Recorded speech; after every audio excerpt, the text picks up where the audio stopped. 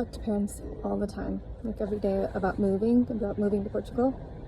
Talk to hundreds, and one of these resounding truths that I hear a lot is that they want to move and they want to make all these changes.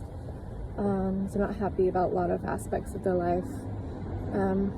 Lack of time, ownership, lack of a real slowdown, not feeling connected to themselves, to their families, to their kids. They want to be in a culture that really does support families, does value kids in society, a society that in which it's not just about work. It's not defined by what you're doing every day, but the opportunity to truly slow down, disconnect.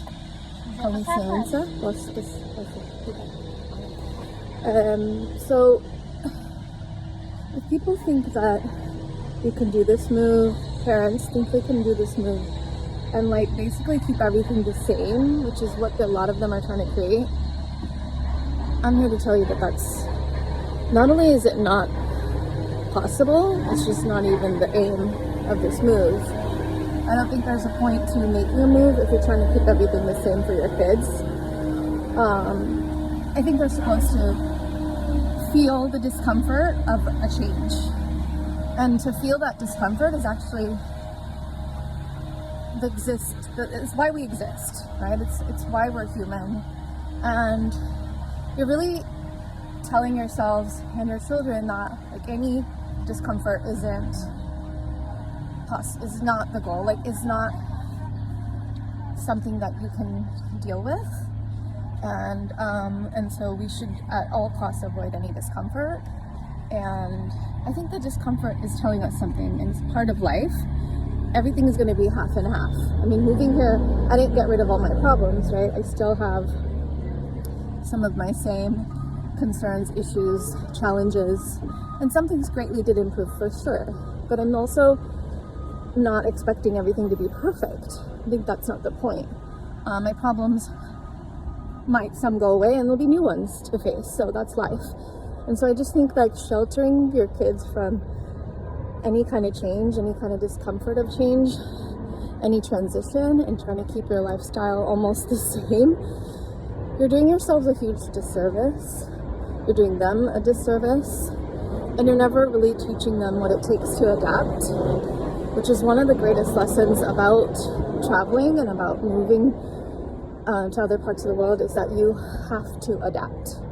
And that is a life skill that no school, that no other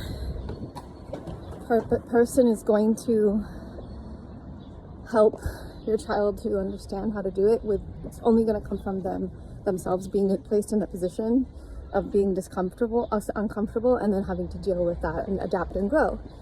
And I think that's what life in the 21st century requires us to be. So let's not be completely ignorant to that. And so parents, like, don't beat yourselves up by thinking if I just keep everything the same kind of lifestyle, but move to a different country, that everything's going to work out. No, that's not the formula for success here. Formula for success is you, the parent, being the leader of what you want.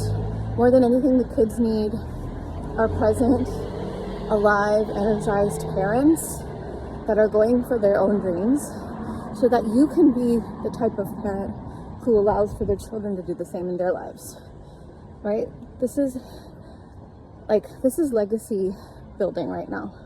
We're not talking about just moving and improving lives and becoming semi-retired at early stage of life. No, I'm talking about real big dreams that we're going after, and we're modeling for our kids so we can break patterns of just all kinds of patterns, right? Patterns of overworking, of underliving, over-consuming, patterns that keep us bound to working all the time and not being present with who we are, not feeling the aliveness of what life has to offer, disconnecting, hustling, living paycheck to paycheck in scarcity, not building not building a life in which you feel energized, creative, inspired, not growing into our higher selves purpose-wise and potential. All of these things make us a better human, a better parent, a better person, and they'll be role models for which we can show our children how to live. And none of that comes from school or society, it comes from us.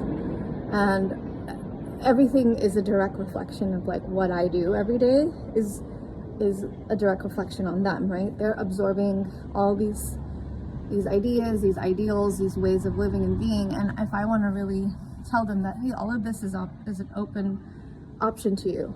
It's all open to you. The globe is your oyster, right? The world is your oyster. Like, these aren't just ideals that we can throw around, right? We have to actually show them how it's done. And so that's what I'm calling into life. I'm calling for parents to do this so we can break these patterns that have held us back, and so that our children aren't gonna face that.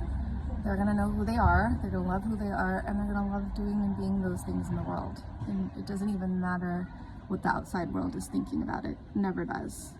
You don't need that validation. They'll feel so confident and trust in themselves that it won't matter. That's my goal. That's the education that I want for them in this lifetime. So if this resonates, I'd love comments to hear from you all. This is the body of work that I'm mastering for you all, and for me, and for myself, and for my kids. And I invite you to do the same.